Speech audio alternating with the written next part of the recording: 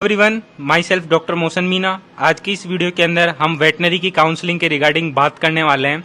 तो आप सभी को पता है जो वेटनरी के रजिस्ट्रेशंस हैं ऑल इंडिया 15% के लिए, वो यहाँ पर अभी के टाइम पे राउंड 1 के लिए स्टार्ट हो गए हैं। बहुत सारे स्टूडेंट्स की मेरे पास क्वेरीज आ रही थी कि भैया एक्सपेक्टेड कट ऑफ क्या रह सकता है इस बार लास्ट राउंड तक वेटनरी का। तो आज की इस वीडियो के अंदर मैं आपको ये भी बताऊंगा कि प्रीवियस ईयर का क्या कट ऑफ रहा था और इस साल क्या एक्सपेक्टेड कट ऑफ रह सकता है यहाँ पर वेटनरी के लिए category wise, general, EWS, OBC, SC, ST, सारी कैटेगरीज का मैं यहाँ पर कट ऑफ बताने वाला हूँ।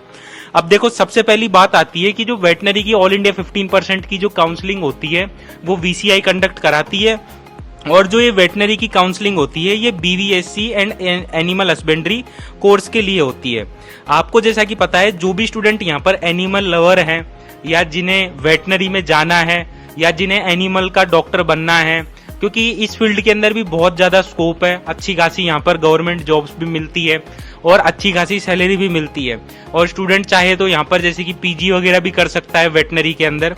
तो बहुत सारे स्टूडेंट्स का रुख जो होता है वो वेटनरी की तरफ होता है नीट की एग्जाम देने के बाद में। तो देखो, जो बीवीएससी एंड एएच की जो फुल फॉर्म होती है वो होती है bachelor of veterinary science and animal husbandry.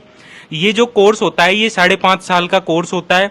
5.5 साल का तो इसके अंदर थ्योरी पोर्शन होता है और 1 साल की इसके अंदर इंटर्नशिप होती है।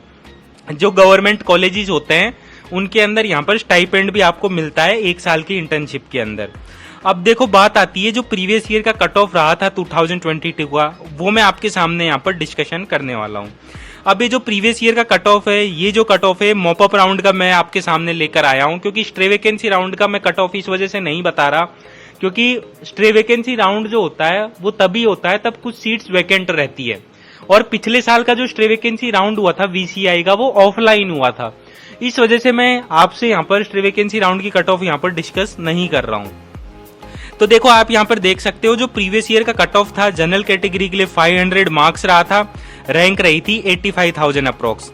जो ईडब्ल्यूएस कैटेगरी थी उसके लिए 494 मार्क्स थे और रैंक थी 88,790। ओबीसी कैटेगरी के लिए 492 मार्क्स, रैंक रही थी 90,130। एससी कैटेगरी के लिए 348 मार्क्स और रैंक रही थी 1,16,245। और जो एसटी कैटेगरी थी उसके लिए जो मार्क्स रहे थे वो रहे थे 325 मार्क्स और जो रैंक रही थी वो रही थी 2,84,289 रैंक। अब ये तो बात कर ली हमने प्रीवियस ईयर की। अब बात करते हैं हम क्या रह सकती है एक्सपेक्टेड कट ऑफ यहाँ पर। तो देखो, जिन भी स्टूडेंट्स के यहाँ पर 1 लाख तक जिन भी स्टूडेंट्स की रैंक है उन सभी स्टूडेंट्स को यहाँ पर ट्राई करना है, चाहे से वो जनरल से हो, ईडब्ल्यूएस से हो या ओबीसी से हो। लेकिन अगर मैं एक्सपेक्टेड कट ऑफ की बात करूं तो यहाँ पर 95 के अप्रोक्स रहेगा जनरल में, 95 या 94 भी रह सकता है, और ईडब्ल्यूएस में 96,000 रहेगा। उसके बाद में ओबीसी के अंदर ये जो कट ऑफ है 98,000 तक रह सकता है इस साल यहाँ पर।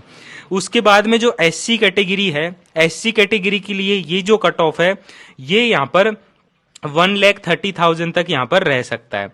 उसके बाद में जो एसटी कैटेगरी है, एसटी कैटेगरी के लिए ये जो कट ऑफ है वो यहाँ पर 3 लाख रैंक तक यहाँ पर रह सकता है। अब ये जो कट ऑफ से ये मैंने इस बेसिस पे बताए हैं क्योंकि आपको जैसा कि पता है कि एमबीबीएस में भी सीट इंक्रीज हुई है, बीएमएस में भी सीट इंक्रीज हुई है, तो उसका फर्क वेटनरी के ऊपर भी आएगा।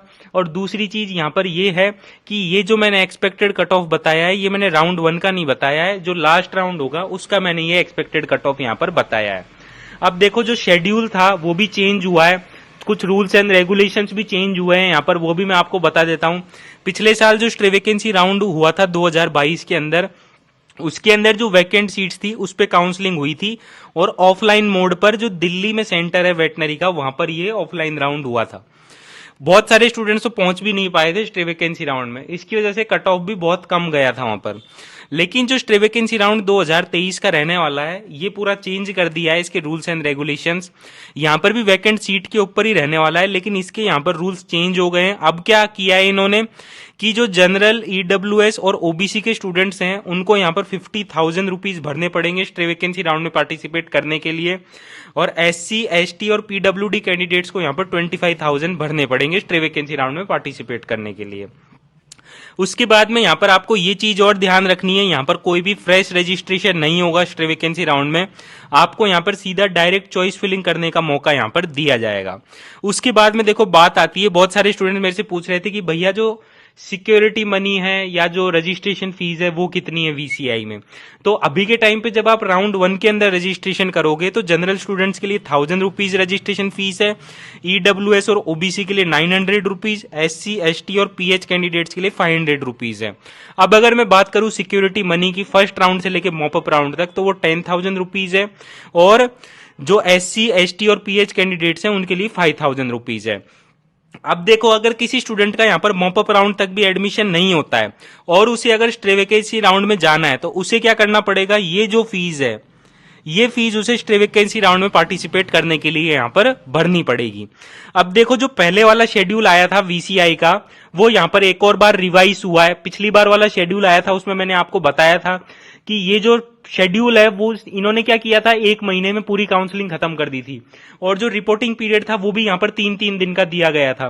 तो इसी तरीके की बहुत सारी क्वेरीज गई थी वीसीआई के पास में, और क्वेरीज जाने के बाद में जो वीसीआई था उन्होंने अपना जो शेड्यूल है वो चेंज किया है। आप यहाँ पर देख सकते हो रिपोर्टिंग पीरियड में भी ज्यादा टाइम दिया है अब, और जो रिजल्ट है उसकी भी यहाँ पर डेट चेंज हुई है। आप यहाँ पर देख सकते हो जो राउंड 1 है वो यहाँ पर 22 सितंबर से लेके 25 सितंबर तक उसके रजिस्ट्रेशन रहेंगे।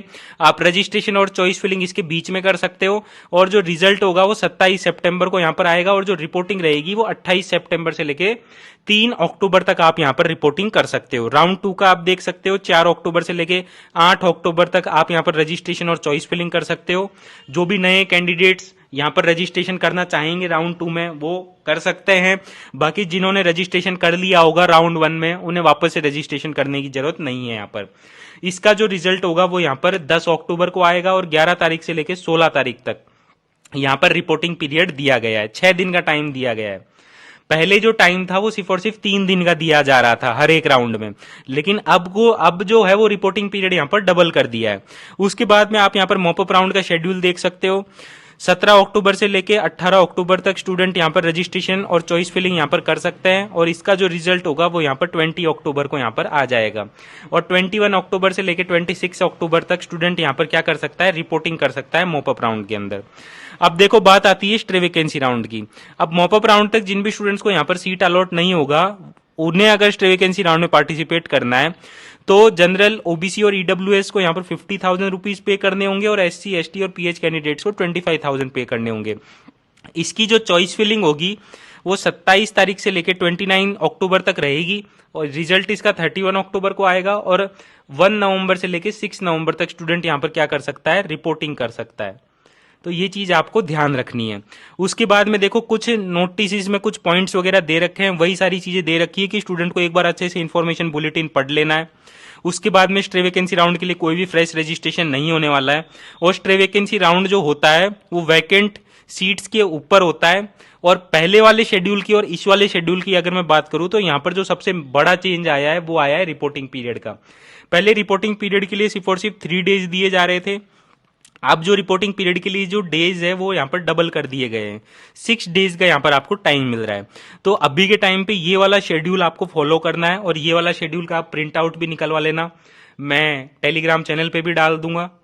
अगर आपने मेरा टेलीग्राम चैनल @BeingDoctorNeet ज्वाइन नहीं किया है तो आप ज्वाइन कर लेना। सारी चीजों का जो लिंक है वो मैंने डिस्क्रिप्शन बॉक्स में दे रखा है। तो गाइज इस वीडियो के अंदर इतना ही था। आई होप गाइज ये वीडियो आपको पसंद आई होगी, और गाइज अगर आप हमारे चैनल पर नए हैं तो आप हमारे चैनल को सब्सक्राइब करें। इसी तरीके के वीडियोज मैं आपके लिए लाते रहता हूँ वेटनरी और आयुष काउंसलिंग के रिगार्डिंग। थैंक यू दोस्तों मेरी वीडियो देखने के लिए।